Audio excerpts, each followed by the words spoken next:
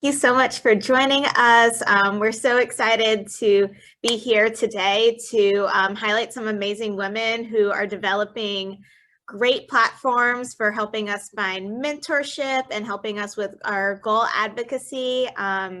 If you're new to Breaking the Glass content, my name is Elizabeth Lamb. I'm the Senior Partnerships Manager for Breaking the Glass. We are a women's career development and diversity inclusion initiative founded by Computer Futures, which is a contract recruitment company who got started this initiative by wanting to make sure that they were having a greater impact on gender equity in the tech space beyond everyday actions. So it's been great. We do webinars. Before the pandemic, we did lots of events, and I got introduced to these two amazing women, and I was like, I have to interview them together and let both of them highlight their stories together. So if each of you just want to go around and introduce yourself real quick, and then I'll jump into the questions. Yeah, so I'll go first. Hi guys, my name is Mirandy Kim. I'm based in Austin, Texas. I am here because of a program that I created called the Goal Advocate, where I'm specifically focusing on women or girls who are in high school or college, as well as post-grad where you're a young working professional, and essentially creating a program where people can gain life tools that they don't usually get in the traditional education system. And I felt a lot of it that I needed when I was growing up as a coming from a single parent home, as well as experiencing life from a first generation college student perspective. So these tools are really just to help kind of navigate through many changes, AKA COVID, and really just making sure that you're continuing to make progress into your life, and also sharpening those skills to make really key decisions on where you want to do and where you want to make impact. Part of it is also having one-on-one sessions that provide external accountability if you're that type of person, to really kind of hone in on your goals and where you see yourself going. So that's about me, and I'll pass it along to my colleague. Hi everyone, my name is Ashima. I'm typically based in San Francisco. Right now I'm a little bit everywhere. And I currently work in product at a tech company, but also I'm the founder of Dreamy, a mentorship platform dedicated to making mentorship more accessible. And I'll definitely get into why I started Dreamy later on, but I'm really excited to share more. Fantastic. Yeah, Ashimi, your background's dreamy too. It's very romantic and cloud-like. It's very cute. First question, everyone. So both of you had the inspiration for your products during a career pivot. Can you explain a little bit more about your career journey leading up to developing your products? I know I went first, but I'll let you go first for this round. Yeah, no worries. I like the popcorn style. Yeah, definitely. So I started off my career as a chemical engineer. I liked chemistry in high school. I was good at it. So I said, hey, I'll just try out chemical engineering. To be honest, I wish I had done more research on the career paths after graduation, but that's what I ended up doing. And I actually worked in the energy industry as an engineer for about 3 years. As you can imagine, I was definitely used to being an only person of color, only women engineer, only South Asian person every meeting. So, that was a very eye-opening experience to really the lack of diversity in the STEM industry. After I spent about 3 years as an engineer, I realized that this was not the path for me long term. I really craved a very fast-paced working style, changing environment, and I really, really enjoyed being challenged at work. And so I saw the tech industry as an excellent, overall industry to pivot to. But I actually didn't know what in tech or what role in tech was right for me. And that actually led to a lot of confusion and, to be honest, some loneliness as I was trying to navigate this very pivotal moment in my career where I knew I needed to make a change, but I didn't know what. Eventually, I kind of stumbled my way into tech by starting off in corporate strategy at a very large company. and ultimately discovered product and realized how much I enjoyed it, as it was a great combination of my engineering background and the strategic business-like projects that I truly enjoy. So that's what led me to where I am today. I was like so paying attention to her talk that I honestly don't remember the question. So I was wondering if you could just repeat it one more time so I get the full scope of it. Yeah, absolutely. Yeah, so essentially both of you came up with your products during a career pivot. Can you touch on how, your journey throughout your career landed you to developing Goal Advocate?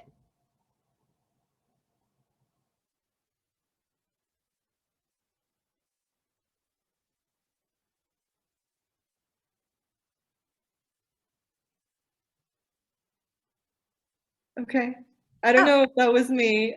It's fine. We can edit it out. So just talk about the career pivot leading up to your product. Awesome. So when I did my undergrad, I had gone into a finance route. I had about 4 internships ranging from internal audit to financial analysis to fintech. And eventually when I graduated, I ended up in investments because I felt those areas in finances were not really where I wanted to go to, and I wanted to try investments. So I spent a year and a half there. And I am married, and at the time I was married, and my husband actually initiated a move for us to move from the East Coast to Austin, Texas. And unfortunately, my company could not keep me remotely because remotely was not a thing at the time. But with that, I moved to Austin, and I saw that the market wasn't really heavy on investments or the type that I was looking to get into. I did have a few jobs here and there, but I just felt I was a bit tapped out, and it allowed me to actually also soul search because Austin's a very tech and design city. So I grabbed onto an opportunity to actually go into event planning and planning corporate events for Fortune 500 companies, and be able to just really explore a new career path completely different from where I was, that was more creative, more project management related, and less analytical. So with COVID, that sparked another change, and that made me rethink about my career. Did I still want to be in events? Did I want to go into the virtual events world? And it was a clear no. That is not really where I wanted to go in the events. And, I knew in the future, if I ever wanted to return, I could once everything was live. But in the meantime, I knew I wanted to get in more of the creative space, but more from a digital rather than a physical. So I ended up going into UX design, and now I'm a freelance product designer. And a lot of the skills that I got into UX and UI really helped build out the Goal Advocate, and kind of just naturally came about. Yeah.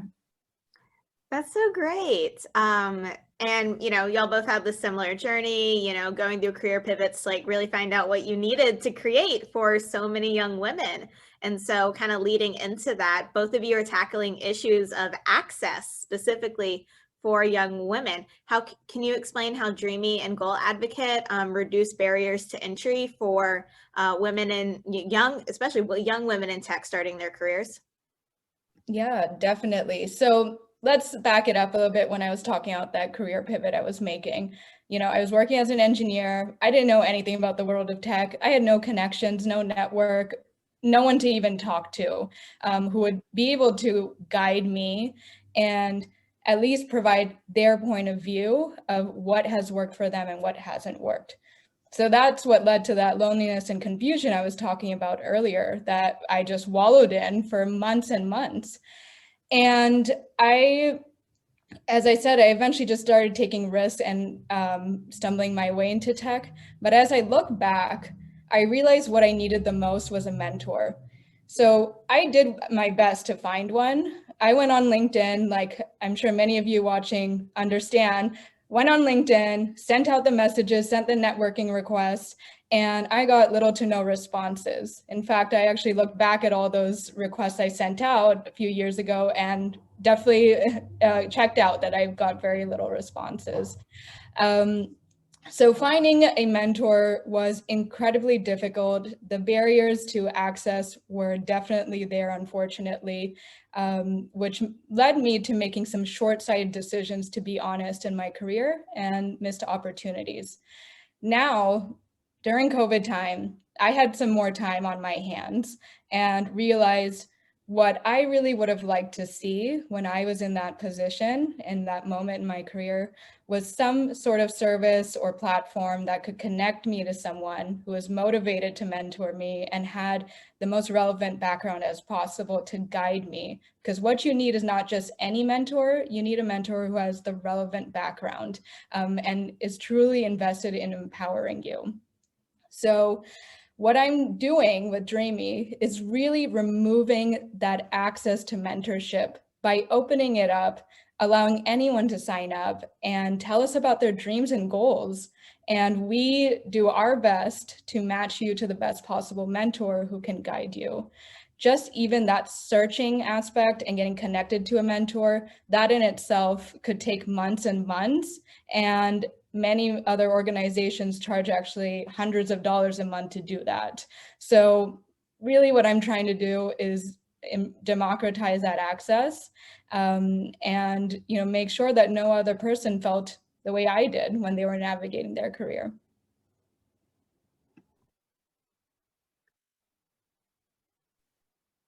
Yeah, Mirandy, do you want to jump in on that and kind of piggyback? Yeah, no, I totally resonate with that. One is just like access to people who not only have the experience, but who really are open to mentoring and who really understand and validate the value that they're putting in. And it isn't short term, it is a long term kind of, you see it in the horizon after 10, 15 years. I mean, I completely resonate with that because my career, just coming from an underserved community, was really fueled by a lot of people who really took the time to invest in me. And I thank them so much because I see the stuff that they've helped me with has brought me here today. In terms of the goal advocate, what makes it a little different from Dreamy is like, it isn't a mentorship base. It's really just kind of you taking initiative to going through self-thought exercises. So really taking that initiative for you to figure out what matters most for you, and also building a toolbox and a tool set that can help you set yourself up for success in any kind of situation and whatever changes or decisions you make. For me, in terms of what barriers I'm removing, I think for young girls, and especially girls who come from underserved populations, the concept is I don't have resources. Whether that's money or whether that's people around me. And I want them to know, and me being in that position and knowing what that's like, that it's not about that. It's about you being resourceful. I think at the end of the day, that's what it is. It's about you knowing how to find those resources, you taking those initiatives, you understanding more about yourself and what you need so that those things can come and manifest in your life. And not only identifying those, but then start putting those into a nice goal setting plan or something that you can track tangibly. And there's so many tech tools out there for project management like Asana, Trello, you name it, that can really help you now, that I didn't have back in the day. It was all just Excel sheets, but you can really now use to propel yourself in any direction where you want to go. And not only is that for just like going through college, but after you graduate, knowing that you can career pivot. If something isn't working for you, you don't have to stay stuck. And you do have the power within you, as long as you hone it in, to be able to make those changes and really redefine where you want to go anytime, any place in your career. And yeah, that's the barrier I'm kind of removing, is that confidence and being able to understand that you are able to take initiative on your own life, no matter external changes that are happening to you.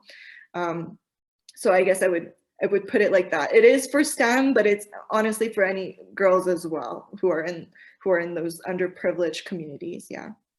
Yeah, I will say what Mirandy's doing and saying is totally spot on. At the end of the day, you're in the driver's seat of your own career and you own it. So really the tools for you to understand where you want to go and tracking that honestly, I project manage my life maybe to a crazy degree using Asana actually that runs my life now in Excel sheets. But you're totally right, Mirandy. Like you need to have clarity on the why, the where you're going, and only then can you start then getting that external guidance. But you, at the end of the day, like the core fundamentals is internally, what do you want to do and where do you want to go? Yeah, and I want to add one more thing on top of that. So the goal advocate, if you look up Gretchen Rubin's The Four Tendencies, there's this quiz where it shows whether you thrive through internal accountability, where you yourself can hold yourself accountable for what you need to get done, and there's external accountability. And if you're only just external accountability, you're called an obliger. And I'm an obliger. I cannot move projects or things along unless we're having a meeting or we're talking about it or there's deadlines. And I definitely am very academic. So yeah, I thrive. I was always pursuing the A+, but that kind of system worked for me because there was external accountability. And I know a lot of high achieving girls who do come from underserved communities, that's what they're used to. They're like, I need to get A's in order to get out of the system and really make sure that I'm thriving and I'm getting into better economic status. But when you get into the real world, it's not 100% like that, where things are kind of giving you external accountability. So my program is to be that kind of voice and external accountability for those girls so that they can be able to then start taking steps of understanding that and also understanding ways that they can implement external accountability forces in their lives so that they can keep moving forward. So yeah, I agree with you. It's not just, yeah, it is about you understanding yourself, but also taking it a step further. If you are a person who thrives on external accountability, this is the program for you. Perfect. So I know we just talked a lot about like, you know, individual accountability, all that, but I know when we first had our prep meeting, you know, kind of the last thing we touched on was the theme of together we go far. So what can it really like look like to mesh that like individual accountability into plugging that into a community where you're both lifting each other up and, you know, we can't all go far together where it's not self-serving, but it does have that beautiful balance of you get to achieve your goals while also supporting the people around you.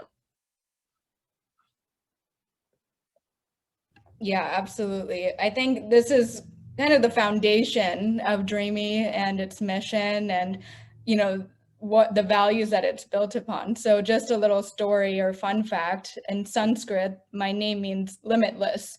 And for most of my life, I've been trying to prove to myself that I truly am limitless in what I can achieve personally and professionally.